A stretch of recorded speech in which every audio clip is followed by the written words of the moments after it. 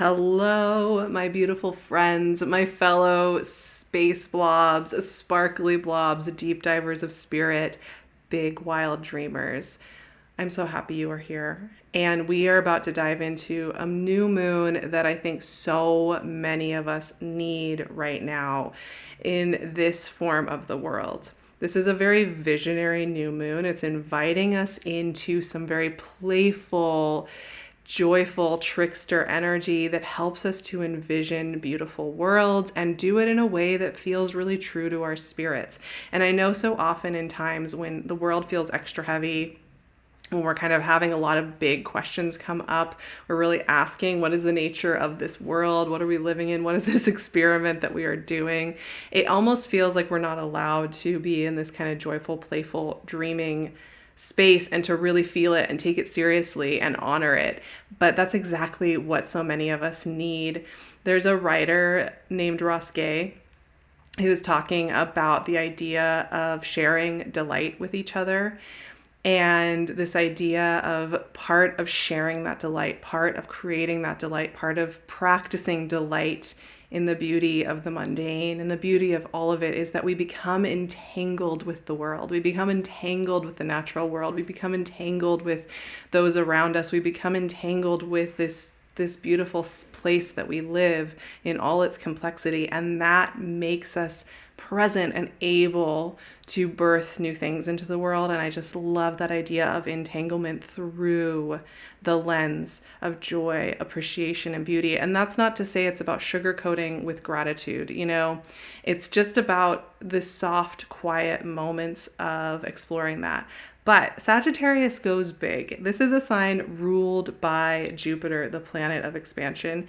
So this new moon is also going to invite us to go to the big, dreamy places. I think this medicine is so important right now. So we're going to just get into this new moon and set ourselves up to move through it and witness ourselves and witness our big dreaming selves and welcome our trickster energy into the field with us. And I'm really looking forward to it. Let's get into it right now.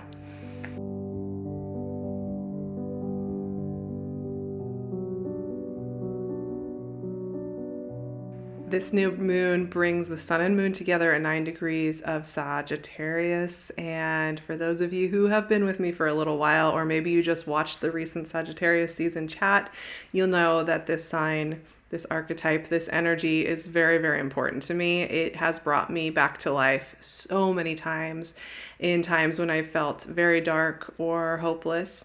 It has brought me back to life because it kindles really beautiful ingredients that are true to each of us, no matter your relationship to Sagittarius. Each of us has this internal lantern that lights and brings joy and beauty into the world and into our very bodies and into our minds. So for me, the new moon in Sagittarius is almost always an invitation to go to that lantern and feel into it. But what this new moon is also doing specifically is it's encouraging us to expand our sight a little bit and to get new visions. I think a lot of times, we have kind of the daydreams, the consistent ways we think about how we're dreaming of our next steps that we kind of go back to. And this new moon is inviting us to welcome in perhaps some surprises in the way we are thinking about our futures and our dreaming, to allow there to be space for our true paths to surprise us and for the imagery and the ideas coming in to surprise us at this time. So just entering into this new moon with that mindset is a really great place to move through. I think like that would be enough, honestly. Just let the few days around this new moon be a time where you just let yourself be surprised by the visions that want to come through. This new moon is also encouraging us to think in ways that feel empowering and clarifying. Sagittarius is connected to this idea of optimism. And we don't mean optimism as in sugarcoating or just saying everything's great while everything's on fire. It's about really looking around and honoring the ingredients you have. Even if right now that's depression and discombobulation, let's say. Those are ingredients. That's a way of seeing. That's a lens. It's a valid lens. And there's something there to be explored. So Sagittarius invites us to actually honor and work with the ingredients we have right now. What are they showing us about ourselves? What are they showing us about our goals? And I think this new moon is also really about, it's not about setting goals that feel impossible, that feel disheartening at some level because we feel like we can't actually reach them. It's a time where it's really about connecting to connection points and dreams and visions that feel connected to the ingredients that are already within us, but maybe we haven't fully seen them. So this is a very much about like sight, being able to actually see on a kind of metaphorical level, honestly, but maybe practically, what wants to come to life. Finally, this new moon is going to be very, very clear about not giving our vital life force over to constricting systems. This is a bit of a rebellious new moon in the sense that it's saying it's so important right now that you honor your optimistic self, you honor the ingredients you have, you honor the things that are delighting you right now, and you honor the visions that want to come in. And all of those things are deeply, deeply valid and super important right now. So let's get into the context of this new moon a little bit too, because I think that's important when we're talking about a Sagittarius full new moon, because this is visionary energy. It always will be. Every Sagittarius new moon is going to have a visionary quality to it. This is the first new moon after Pluto's shift into Aquarius. And I think that's significant just in the sense that new moons are a time where we're planting seeds. We're sitting in that darkness and we're getting to know, we're getting acquainted with what's rising up next. So this first new moon is an opportunity to meet with ourselves for the first time in this new cycle. And we're getting to know a lot of new ingredients. We probably are going to be surprised by the ingredients that are bubbling up, the way our perspectives have shifted, even just in the last 6 months or a year, and what's wanting to come through. And because we're still in this kind of doorway, gateway energy, as Pluto is at 0 degrees of Aquarius, we're gently moving into that phase. It feels like we're stepping through a doorway and we're getting to know ourselves. So there's this kind of energetic feeling that this new moon is laying out the carpet for us to walk over that threshold and get in touch with it. And of course, this new moon is also happening during Mercury retrograde, which means that, we're also integrating. We are landing in how we're changing. We are landing and learning to understand how we have changed and how that has shifted our perspective.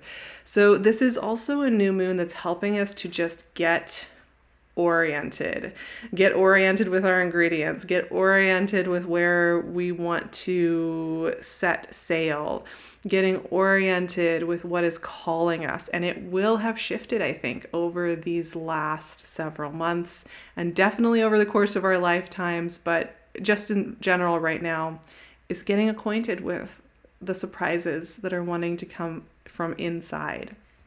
This new moon has a real softness to it. We're really focusing in on that Sagittarian energy and allowing that quiet space to speak to us and surprise us and get us acquainted with our new selves and the ingredients that are wanting to bubble up.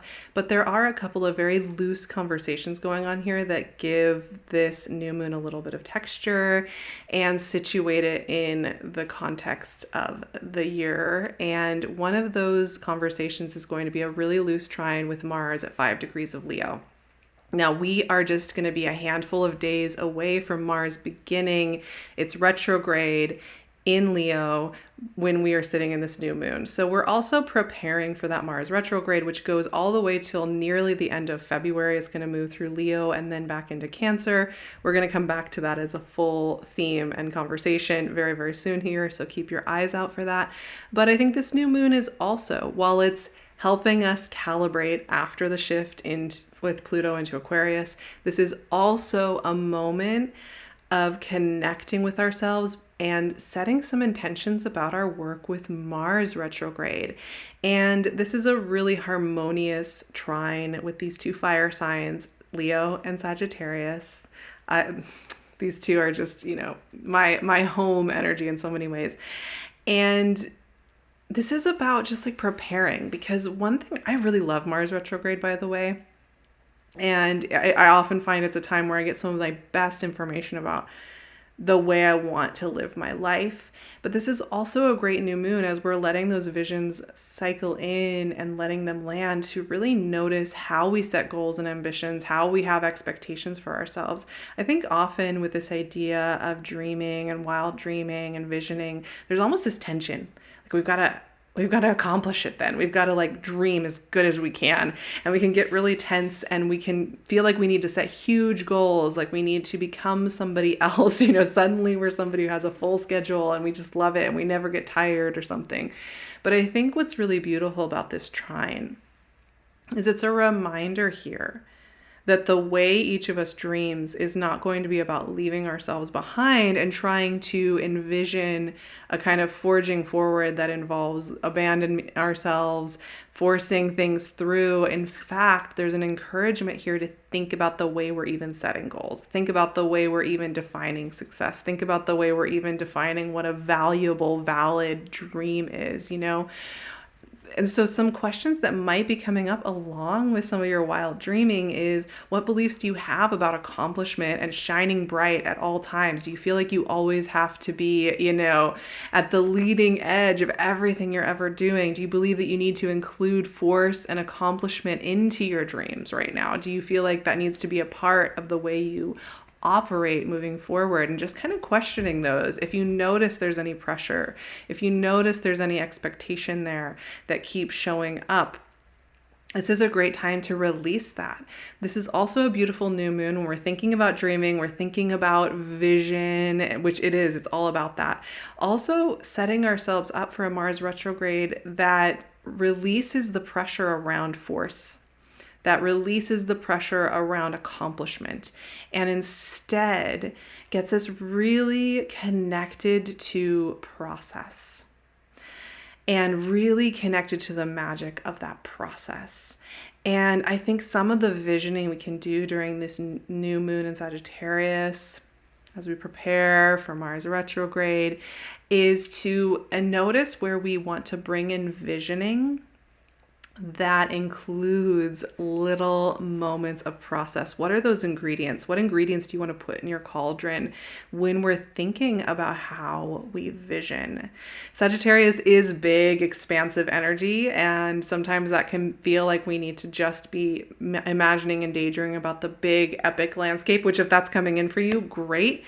But I think this trine with Mars is also reminding us that the visions that are very simple and small, even the tiniest little glimmer of something, a certain feel in a room, or a certain way that it feels to lay down to go to sleep, or a certain way it feels to pick up your pen or work, is a valid part of that visioning and really important right now. So that energy is there as well. And then finally, we have a really loose square with our friend Saturn over in Pisces. I love the conversation between Sagittarius and Pisces.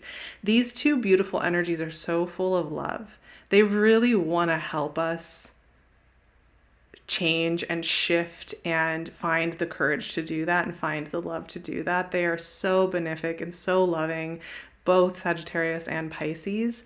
And I think this square with Saturn is really, really interesting. For me, this is a permission-giving square. Squares are an invitation to look at a place where something is just squeezing, pinching, doesn't feel quite right at this moment, and we're needing to kind of allow that to shift and move through. And so I love squares because they help me kind of feel out the walls. Like the universe is it's always in this like kind of malleable morphing stage, and we can just kind of feel like we're floating nowhere. Squares can help us get a sense of our balance and where we're headed. So for me, some of the questions that come up during this new moon as well are, do all my past stories decide how I get to dream right now?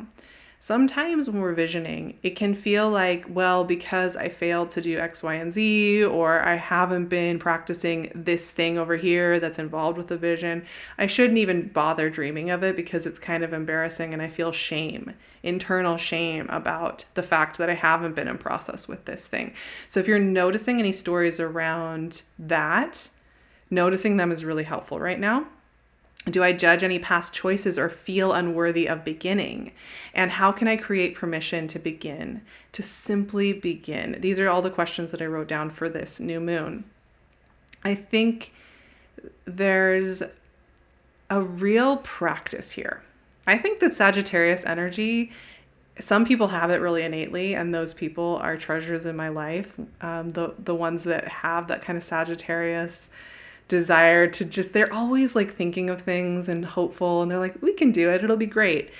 But most of us have to cultivate a relationship with this kind of energy within ourselves.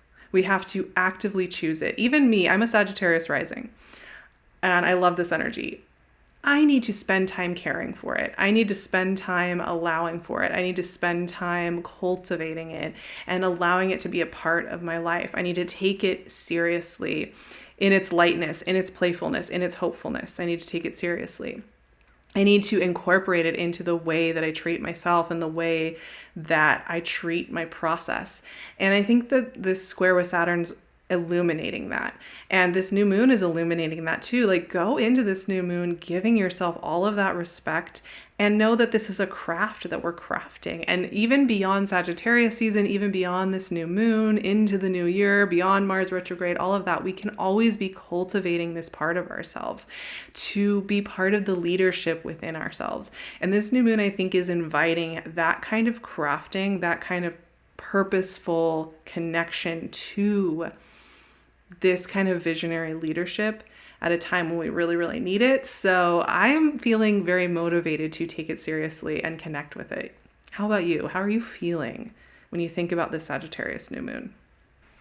Personally, it's been really interesting tapping back into Sagittarian energy this season, kind of remembering this part of myself, because it has kind of taken a back seat to some other aspects of myself, some of my more Scorpio energy, some of my deeper, watery, kind of deep diving energy. Sagittarius goes very deep, but it has a very different feel to it. And whenever I come back to this space, there's a homecoming that feels so beautiful. And I'm like, oh yeah, it's really nice to be in this space. I feel so much better. I feel so much more capable of handling the complexity of life when I am allowing myself to connect with this part of me and with this way of being in the world. So it's feeling really, really nice to spend that time connecting with it. And I'm just shuffling here, seeing what wants to come out in our intuitive reading. The High Priestess, which came out recently in one of our chats here. I don't remember which one. Do you all remember? Very strong energy right now, I would say. And it makes me think about that idea I said at the beginning of our chat, which was that this is a very numinous doorway energy right now. This new moon landing here right after our shift with Pluto, right before the Mars retrograde, during Mercury retrograde, during a time when the world feels very much like it's changing form, both for each of us individually and collectively, energetically. The map is changing right now. And I think the High Priestess is very much an emblem of where to connect in and listen in. The sun.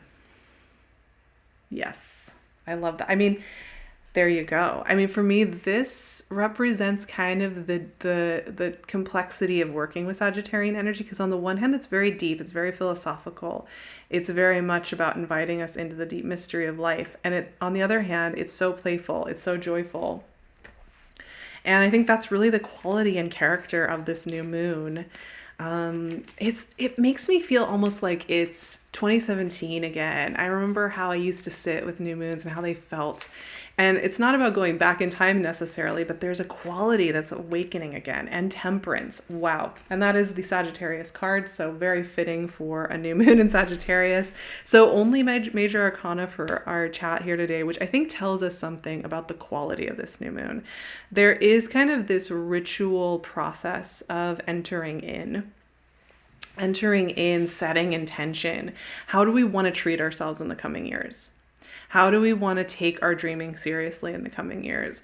How do we want to treat our systems in the coming years? How do we want to treat our inner visionary? And what kind of places can we make a deep, powerful commitment? So let's talk through these. High Priestess.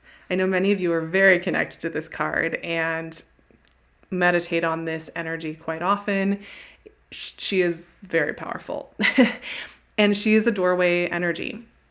Now, when we're working with High Priestess, she we aren't behind the veil. We want to be behind the veil, but we're looking at her and we're curious about what's behind there. And I think what's really interesting about this new moon is many of us are going to be getting a sensation of what's coming next. We're going to be getting like glimpses and glimmers and feelings of it, but we may not be able to see the whole thing, which is often how it goes with big visioning. It's often comes in parts and pieces and little instructions and little urges that we are like, I don't know what to do with this, but we're going to go with it. And I think that's the mystery of High Priestess. Also, this is just a very sacred energy of ritual, of sitting in that doorway and feeling that deeply. So it's also a very highly psychic card. I think many of us are going to be getting very clear images of what's coming in next for us. Now, the sun is about joy.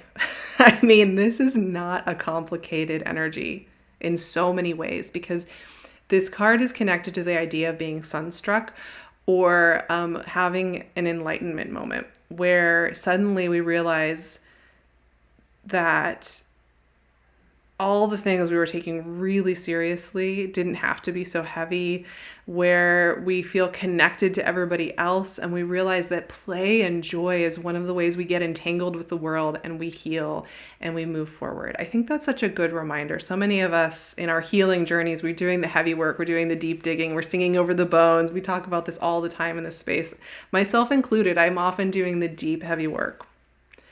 But the sun card coming in here is a reminder that some of our best healing, some of our best ways forward are going to need to include joy. They are going to need to. Not just, oh, maybe that would be nice. No. We need like the self-discipline to show up to that joy. And I know that sounds like a strange thing, self-discipline to show up to joy, but I think that's really what it is. And that actually brings me into temperance, because temperance is a card of balance. Funnily enough, Sagittarius is often kind of known with its Jupiterian influences like excessive and just constantly needing to move around. But temperance is a card of balance. It's connected to the messenger goddess Iris, who rides around on a rainbow, and an androgynous god riding around on a rainbow, bringing messages between the worlds. Very cool. But temperance is also about it's about mediating between our internal world and our external world, our hidden world and our visible world, between the worlds. And how do we do that? We do that through bringing our spirit forward, through really purposely getting entangled with the world around us, really purposely bringing our joy to the world, really purposely knowing we have a place in it all, and there being a real deep sacredness. But because temperance is also tied to this idea of Iris, this rainbow messenger being, it's making me think about how we can calibrate ingredients together that we may not have thought of as going together. We may be surprised by how we're getting asked to translate our soul into the world, connect with others, entangle with others, entangle with the whole big project of living this life. It is so messy. It comes with so much heartbreak and grief. We lose people we love. Life changes. We change. Suddenly you're not the person you were 20 years ago. And sometimes it feels a little shocking, and all of that's happening. And cultivating joy, cultivating entanglement with this beautiful world, cultivating a determination to bring our heart-based center into our day-to-day, into our mundane, into the practice of living life is powerful, is meaningful, is important. Life is very, very serious and the silliest thing in the world. And both of those things are totally true, and I think we both know it. We all feel that and relate to it and connect to it so deeply. And I think this new moon is really bringing that to the surface. Yes, I have to be honest, y'all. Like, I came in today to sit here with this new moon feeling a little bit scattered, very tired, and all over the place. And in sitting here, I've been kind of surprised by how the reading and the time together has translated and moved through, because I'm realizing how beautiful and symbolic this new moon is, how much it's holding a space for us to take ourselves seriously in our existence, and in that seriousness to feel the lightness. And I feel so much better after sitting here feeling through this with you all. How do you relate to Sagittarius? What are you feeling as we move into this new moon, as we move through these kind of shifting waters? Some of my patrons were talking about this idea of malleability right now and feeling like this need to be very open and flexible and just allow for the shifting waters to move with us. So be really curious to hear how you're feeling. We're going to be doing an activation, a little practice visualization, soft landing place for this new moon over on my Patreon, where we're going to be meeting with our inner trickster and meeting at this doorway of new visions coming in and allowing that to land fully. It's going to be a really soft, beautiful practice. So I'd love to see you there for that. And of course, I'm going to be creating so many more rituals and resources there. We're going to be doing a Mars retrograde themed soft, gentle New Year series moving through mid-December into mid-January, where it's all about sitting with and listening and wild dreaming. So I'd love to see you for that wild dreaming work we're going to be doing. And I love it when you're here. So I look forward to seeing you again very, very soon. We are going to be chatting Mars retrograde in the next chat. So keep an eye out for that. Have a beautiful new moon, and I will see you very, very soon.